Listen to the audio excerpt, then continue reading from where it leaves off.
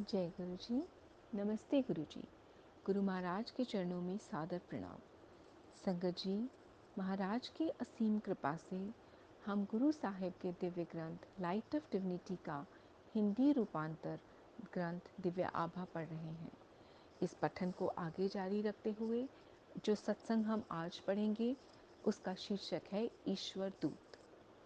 किसी भी स्पष्ट कारण के अभाव में जब महाविद्यालय में पढ़ रहा मेरा पुत्र शोक संतप्त हुआ तो मुझे अत्यंत दुख हुआ। मैं ध्वस्त हो गई थी। यद्यपि हमने कई विशेषज्ञों की राय ली, मुझे गुरुजी की याद आई जिनके बारे में मैंने अपनी बेटी से सुना था। मेरी बेटी की एक मित्र का परिवार गुरुजी के पास जाते थे। मित्र की माँ ने गुरुजी से परिचय कराने का प्रस्ताव स्वीकार कर लिया। उन्होंने बार बार यह आश्वासन भी दिया कि सब कुछ पहले जैसा हो जाएगा और मेरे पुत्र का वर्ष भी नष्ट नहीं होगा। गुरुजी सब सही कर देंगे। मैं तो अपने पुत्र को स्वस्थ देखना चाहती थी। महाविद्यालय में एक वर्ष का नुकसान तो कोई विशेष बात नहीं थी। पहले दर्शन के समय ही गुरुजी अत्यंत उदार और ध्यान रखने वाले प्रतीत हुए। एक बार उन्होंने सब कुछ ठीक होने की बात कही तो मैं निश्चिंत हो गई।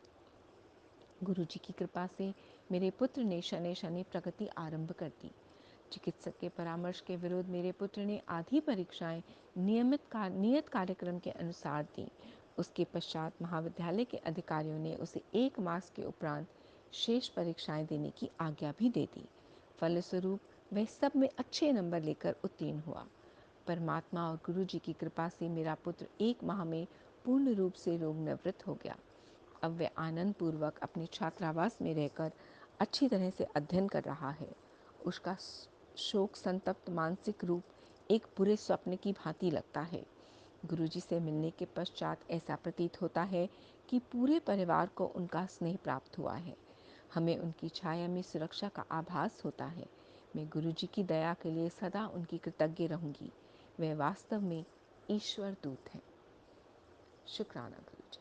संगत जी, गुरु साहिब के इस ग्रंथ में ये सत्संग एक भक्त के सत्संग के नाम से अंकित है। पाठ पढ़ते वक्त होने वाली हर भूल के लिए, हर अशुद्ध उच्चारण के लिए मैं हाथ जोड़कर गुरु साहिब और आप सबसे क्षमा मांगती। जय गुरु जी। शुक्राना।